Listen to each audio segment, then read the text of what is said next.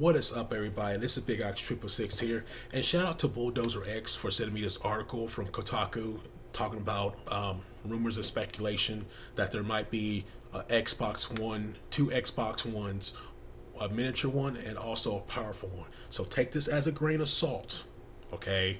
This is just rumors right here. They might, they might announce something next month during E3. And if you don't know what E3 is, it's basically Super Bowl for gamers. Nothing but video game, gameplay of new games that come out, this year or the next year. All that type of stuff. I watch it every single year, June, and Mondays and Tuesdays. Usually, Microsoft have their conference Mondays, and Sony has their conference Mondays as well, and Nintendo. Oh my god, Nintendo is just out there. But they usually have their stuff Tuesday, which they're not going to be even. I don't know if they even have a Nintendo Direct Tuesday. I don't know what's going on with them. But I'm going to read some of the stuff on an article, and I will give my thoughts and opinions. So Microsoft is preparing at least two new Xbox models for the release in the next 2 years. Later this year, we'll see a cheaper, smaller Xbox One, and the next year, Microsoft will release a more powerful version for their premier console. In 2017, which is the Xbox codenamed Scorpio, which the PS4 4.5 is codenamed Neo, and I'll let my thoughts put my opinion at the very end of this. Codenamed Scorpio will have a more powerful GPU, and also will be capable of supporting the Oculus Rift. If you don't know what the Oculus Rift is, it's basically a VR headset for PC, and it's probably pretty powerful headset. I think the things cost like $600, and it's 4K. I think the lens is like 4K support. So yeah, you have to have basically a $600 headset and also a hardcore PC just to run it. So yeah, you have to cough up that dough. But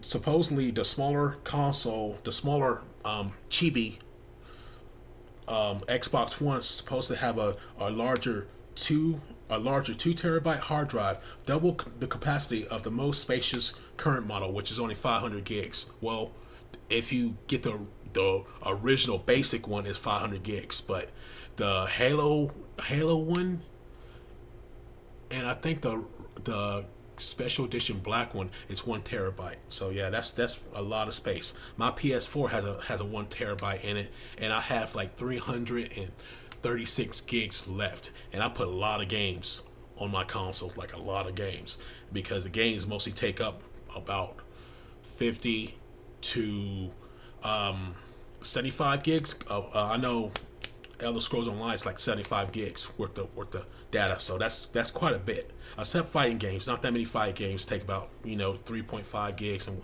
whatever.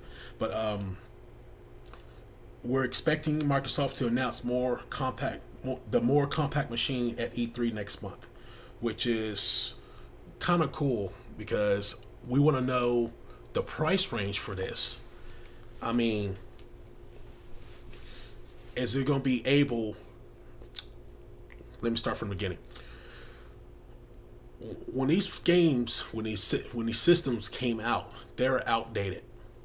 This is the first time this generation that the hardware itself were outdated compared to PC. Usually, last gen before that, they're always ahead of the PC, but not this time. I don't know what they were thinking. Microsoft and Sony were thinking, but 4K is the norm now.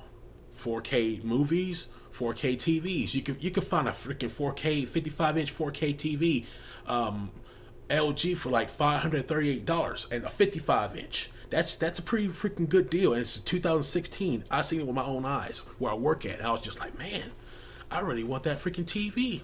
But I know that the systems are not actual 4K gaming. So pretty much it's pointless for me.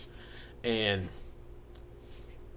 the reason why they're doing this because VR it's a huge thing, and supposedly the VR headset for the PS4 is not supposed to be powerful enough to run it. So that's why they're making the PS4 4.5 or the PS4 Neo.